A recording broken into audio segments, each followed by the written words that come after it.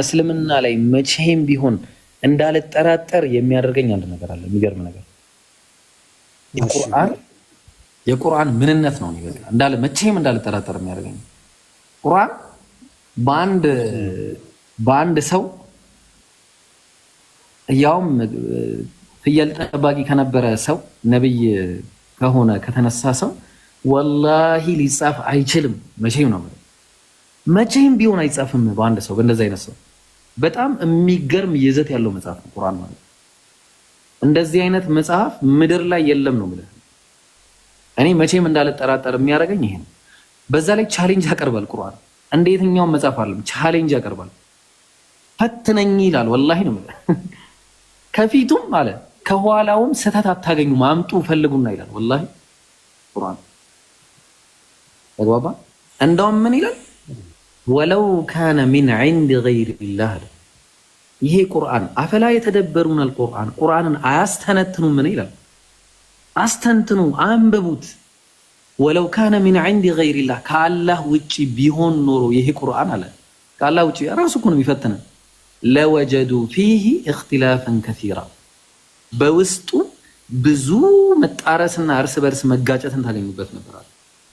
መቼም አታገኙም ማለት ደግሞ መልሶ ለምን ተንዚሉ ሚን ረቢል ዓለሚን ከዓለማቱ ጌታ ከዓለም ስለተወረደ። ከዚህ ቁርአንን የመጀመሪያውና ትልቁ ነገር መቼም እንዳልጠራጠር የሚያደርገኝ በእስልምና ላይ ወላሂ ቁርአን ነው። በዛ ዘመን ላይ ሊኖር የማይችልን ቴክኖሎጂ ያልተነገሩ ነገሮች በዛ ዘመን ላይ ያልነበሩ ነገሮችን ወደፊት ይከሰታል ብሎ እኔ አሁን በጣም ብዙ ላሳይ ይችላል ከፈለገ በጣም ብዙ እንዴ እያንዳንዱን ፖይንት ነው አይስትም ነው ማለት ቁርአን አንድ ነገር ስቶ አላየንም እስከዛሬ ድረስ።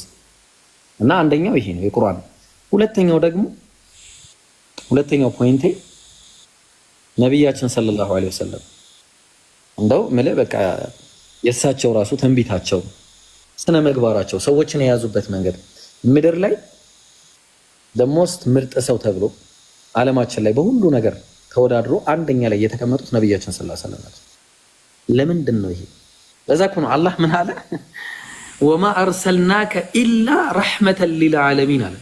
እውነት ለዓለም እዝነት እንጂ አድርጌ አላኩም አላቸው። ለዓለም እዝነት ለመላክ የሚገባቸው ሰው ስለሆኑ የተላኩት። ተግባባን? ለምንድን ነው ለዓለም የሚገባቸው የሆኑት ብለን ካልን ጸባያቸው አላህ ስለሳቸው ሲናገር ምንድን ነው ያለው? ወኢነከ ለዓላ ኹሉቂን ዐዚም አንተ በታላቅ ስነ ምግባር ላይ ነህ አላቸው። ይሄንን ሁሉ የበዛ ዘመን የነበሩ ጣዖታውያን